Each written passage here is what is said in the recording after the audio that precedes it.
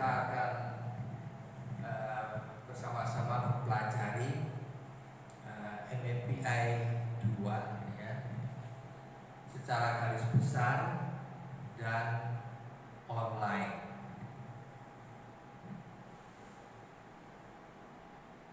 MMPI singkatan dari Minnesota Multifacet Personality Inventory adalah tes psikologi untuk mengidentifikasi psikopatologi seseorang. Khasnya MMPI ini ada dua, yaitu objektif dan empirik. Objektif dan empirik. Apa artinya objektif? Objektif itu artinya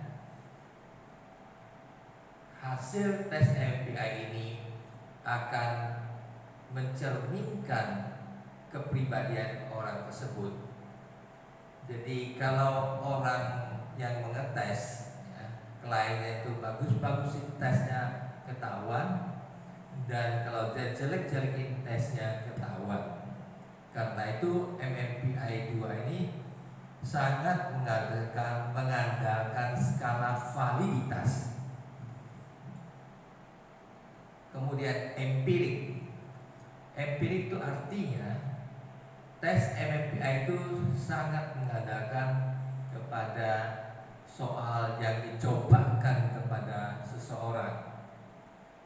Misalnya pasien skizofrenia, kalau 90% pasien skizofrenia menyenangi bunga mawar, sedangkan 90% orang normal tidak senang bunga mawar, maka senang bunga mawar merupakan salah satu soal untuk skizofrenia.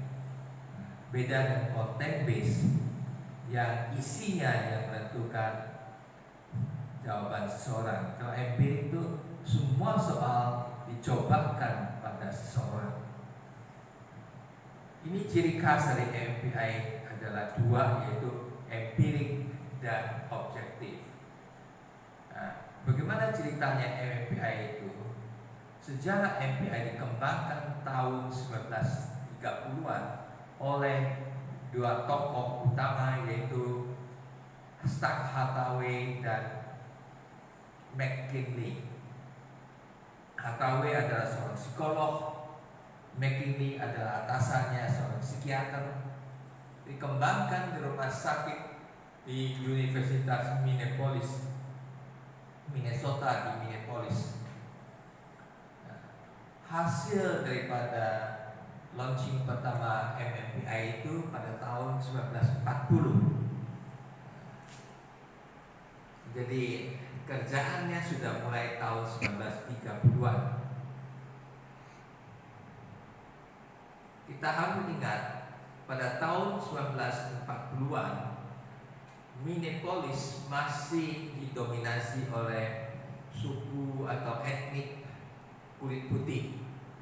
Dia orang dari Skandinavia, sehingga dia punya normatif nanti praktis adalah normatif orang Skandinavia itu. Dan MMPI tidak sekaligus jadi dimunculkan skala demi skala. Di publikasi pertama tahun 1943 mulai skala 1 dan seterusnya. Tahun 1950 barulah 56 MMPI 1 ini komplit.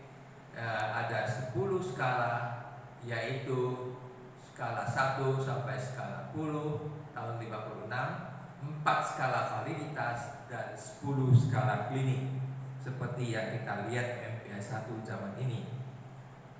Dan tahun 1960 ya, MMPI sudah dipakai di seluruh dunia dan hampir meluas di seluruh Amerika Serikat. Nah, kemudian apa yang terjadi setelah dipakai demikian luasnya dan bagusnya? MMPI ini mengalami kendala.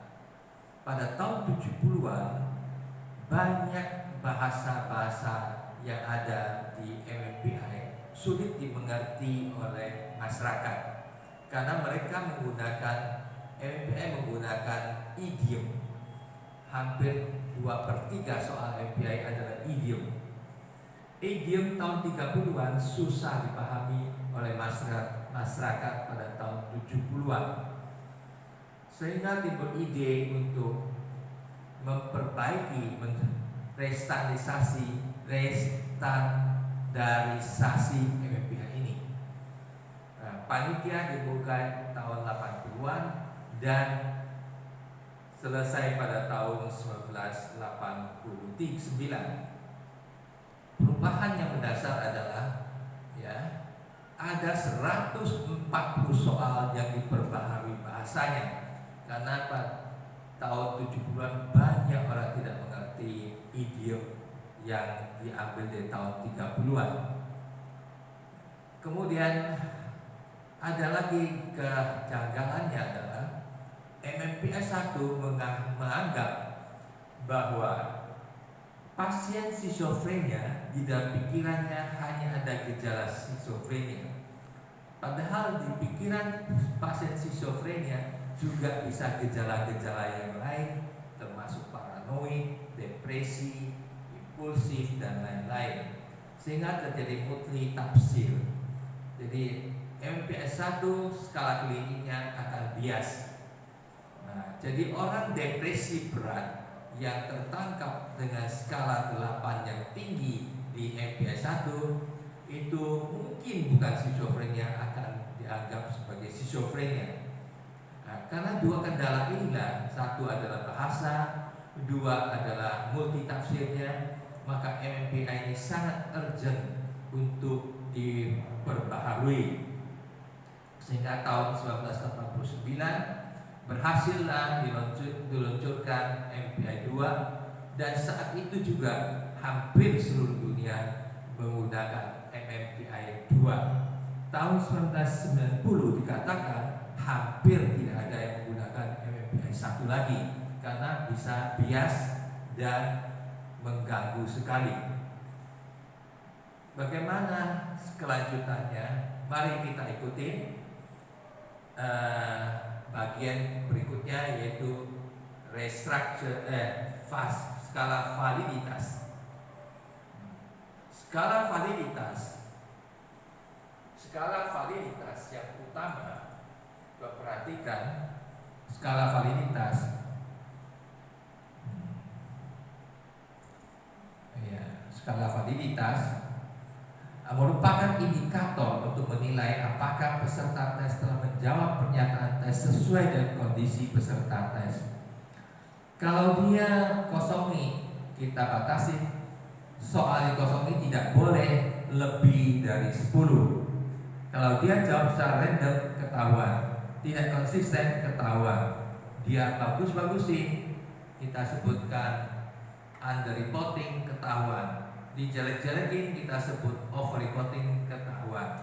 Dengan demikian tes ini akan menggambarkan sungguh-sungguh keadaan seseorang. Mari kita lanjutkan tentang dikosongi atau cannot say. Jadi soal yang dikosongi lebih dari 10 kemungkinan biasnya tinggi.